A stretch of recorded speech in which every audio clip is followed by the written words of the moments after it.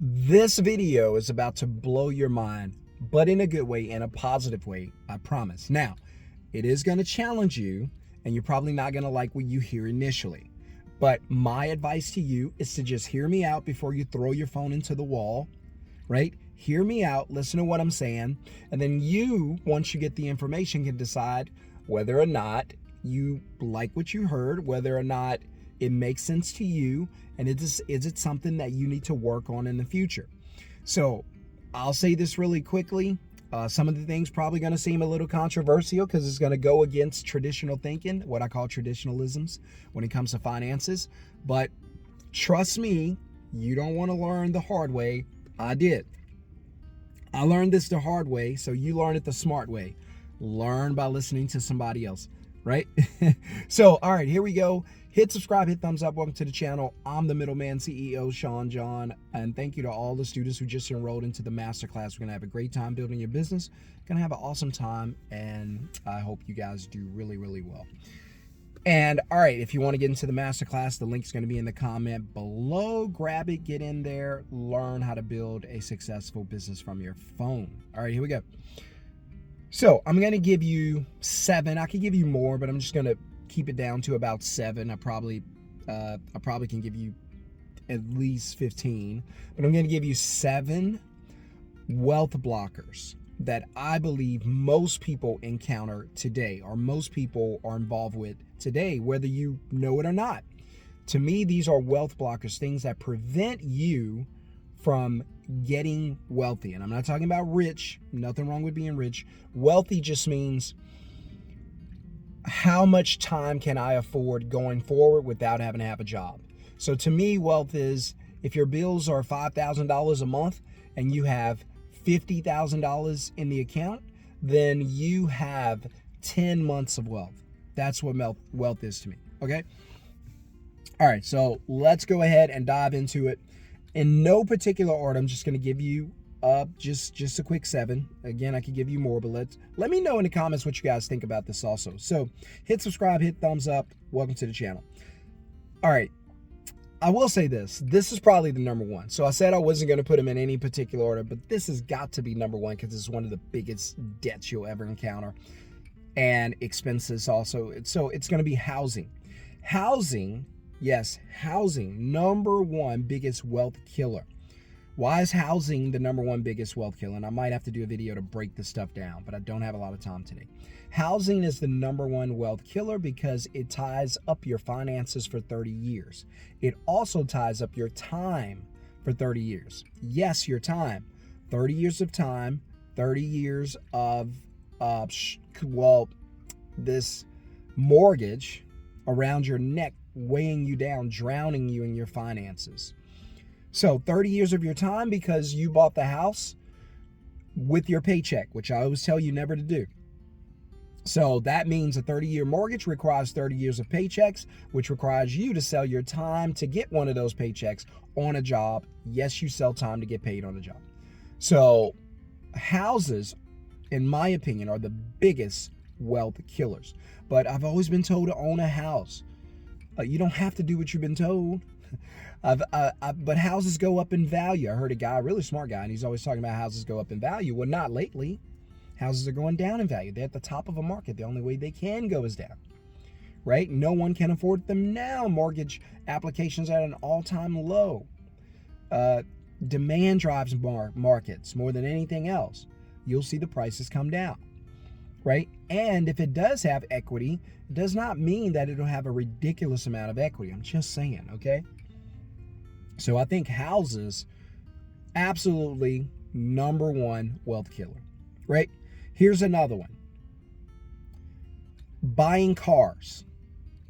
Cars are wealth killers because cars require, just like a house requires a 30-year payment, a car might require a 5, 6, 7-year payment. Nuts. They'll probably have 10-year payments because they don't want to go down on prices.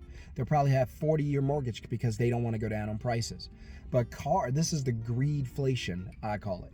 It's inflation mixed with greed, mostly greed, a little bit of inflation. And let me know in the comments if you agree. Because inflation should be the result of, and I could put it on the wealth killer list. Inflation is a killer of wealth.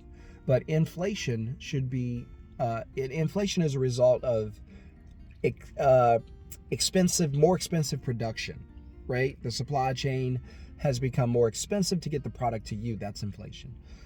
Greed is when I didn't have to deal with the supply chain. I just decided to charge you more, like rent on a home or an apartment you didn't do anything to. You didn't renovate, you didn't change, no carpet, no walls, no painting, just the same thing. But you just raised my rent.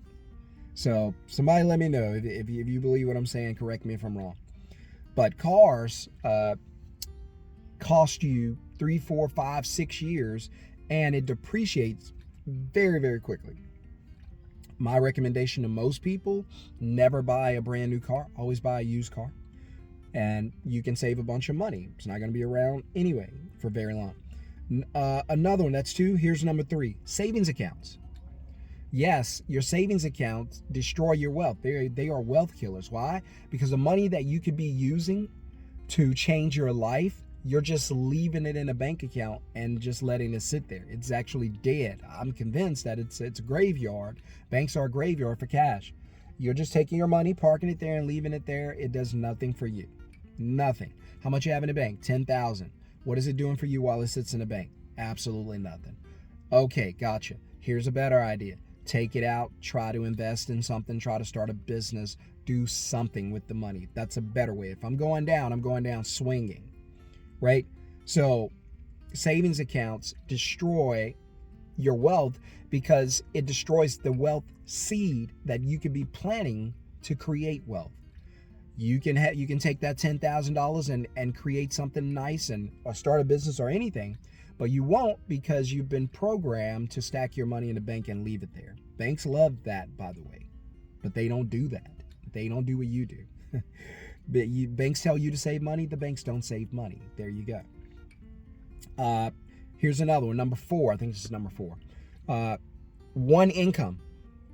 One income source is a wealth killer because one is none when it comes to income. If you lose that job or that paycheck, you could potentially lose everything. So I always say, at a minimum, you need to have 3 sources of income. At a minimum, 3 sources of income. So if you have 1 source of income, it's not enough. You need to get 2 more, right? So one income source is none when it comes to income. So please, please, please make sure you get at least 3 sources of income, 2 more additional sources of income. You don't want to be stuck with one income, because if you lose it, you lose everything. How do I know that? Because your one paycheck probably pays all of your bills. Am I right? Exactly. So if you lose the paycheck, do the math. All right, here's another one. I think this is number 5. Student loans. Student loans kill your wealth. They just drag out these minimum payments forever, and they destroy your wealth. Student loans destroy your wealth. I know they tell you to go to school to get a degree. I'm telling you, college is becoming more and more irrelevant. These degrees are becoming worthless very, very quickly. But I'm going to speed this up because I got to go. Student loan debt destroys your wealth. Number 5. I think I said cars already. So number 5, time equals money destroys your wealth. What does that mean? This is a good one if you get it. Time equals money destroys your wealth because wealth is more about time than it is about money, right? So ultimately, you want to keep your time while still making money. That's wealth. You make wealth in your sleep, right? Get your time, you can rest, and you still make money. That's wealth. My new business that we're dropping, Quote Buddy, freequotebuddy.com. Go check it out, guys. You can post your side hustle. You can post to match with customers, and you can post your business. You can do all of that. Find what you need in your area all around America, and connect with people and make some money. Freequotebuddy.com. I'll drop the link in the first comment below. Also, guys, if you want to get into the masterclass, I'll put the link in the video description, probably in the comments too, so you can go grab the masterclass. Learn how to build a middleman business from your phone before the price goes up again. So time equals money. That's a wealth killer because time is the wealth, the true wealth. And as long as you believe you have to sell that time to make a little bit of money, you're never going to be wealthy because you're never going to have time.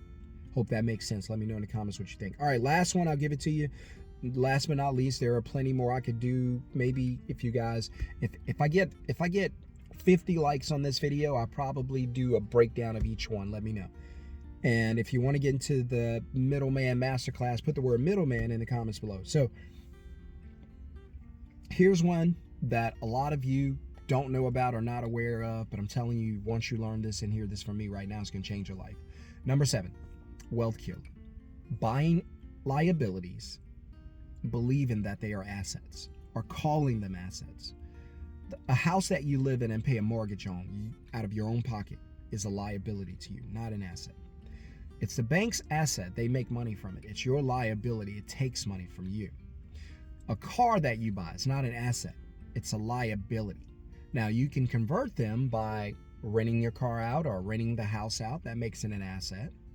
But if you're the one making the payments, it's a liability, right? So stop buying or acquiring liabilities and calling them assets. Here's what you need to know. An asset is anything that puts money into your pocket. Money in is an asset. Money out is a liability. I say it this way. An asset makes you money. A liability takes you money. Bad grammar, good teaching. An asset makes you money. Liability takes you money. So from now on, now that you know the difference between an asset and a liability, my advice would be to acquire assets, not to acquire liabilities. All right, those are my top 7 wealth killers. I hope that it helps you in some way. Let me know in the comments what you guys think about the list. And if you can add some things to it, go ahead and drop it, share with the community and with the middleman community. And again, if you want to learn how to start your own middleman business from your phone where you book, deposit, dispatch, that's all you're going to do. You don't have to leave your house to teach you how to make money. And you want to get into that masterclass, put the word middleman in the comments below or click the link in the video description below. I got to go, guys. Have a wonderful, blessed day. Awesome weekend, awesome week. See you guys on the next video. Peace.